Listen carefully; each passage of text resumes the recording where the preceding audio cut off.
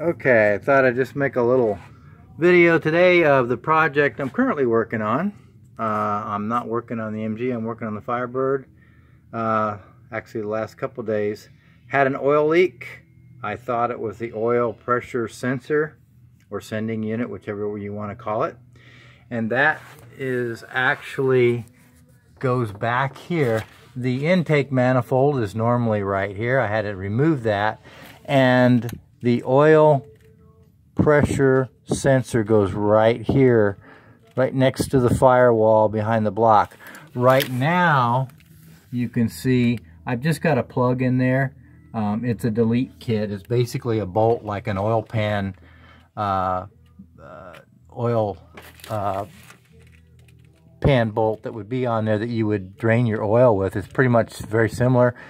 It's got a crush washer. You just put it in there to basically plug the hole, because this is what I had in the hole right here, and this is part of the oil pressure sensor. Whoever it wasn't the previous owner, because I contacted him, he said he didn't do it. Somebody just broke the top off of this thing. I don't know if you can tell right there, and then just left this in kind of as a plug. This is what it's supposed to look like, okay? And it sticks up in the back of the engine, and then there's an electrical connection that goes on the top here, and that goes to your oil pressure gauge. Well, obviously, I thought that's where the oil was leaking from. I had an oil leak, and apparently that was not it. And somebody has relocated the oil pressure sensor because the oil pressure gauge was working. So it's getting a feed from somewhere. So I got to track that down. But anyway, I did remove the intake manifold. And for those of you, I'm new to LS1 engines, so I just read online, and the two knock sensors are right here. And those are under the intake manifold in the valley here in the engine.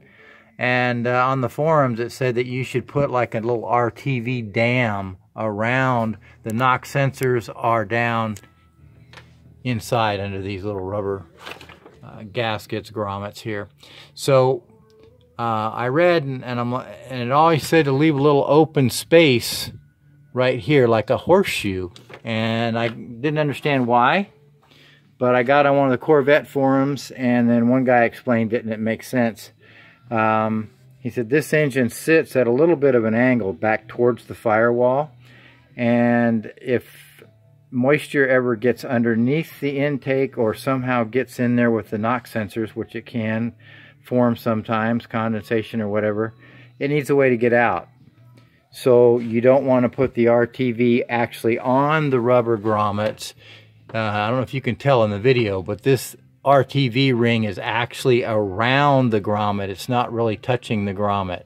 So it basically just channels moisture if it comes down that valley, and channels it out through the other end, and keeps it from going down in the knock sensors and messing up with the wiring and rusting things like that, or corroding it. So anyway, it made sense.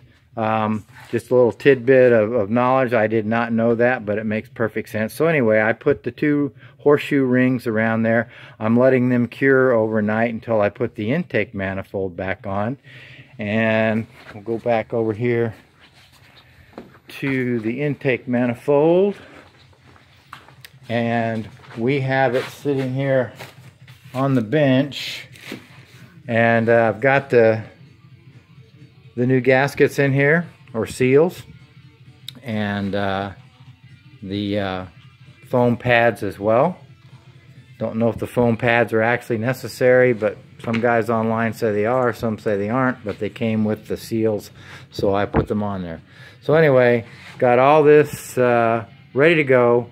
So as soon as tomorrow, probably tomorrow morning or early tomorrow afternoon, we'll put that back on the car once the RTV cures around these knock sensors. But anyway, and you do not want to take an intake off an LS1 that's in an F-body car. I can tell you that for sure. Especially when you're trying to get to the oil pressure sensor. I mean, it's right up against the firewall. It's underneath the cowling right here. You can see when the intake manifold is in there, there's almost no room to work in there. So you'll cut your hands and your arms up like I did, for sure. And you can read on the forums, and the guys are bitching about it all the time. But anyway, that's a project for today. And just thought I'd put that out there for any of my friends that will work on an LS1 engine. Might help you out a little bit, save you a little bit of time.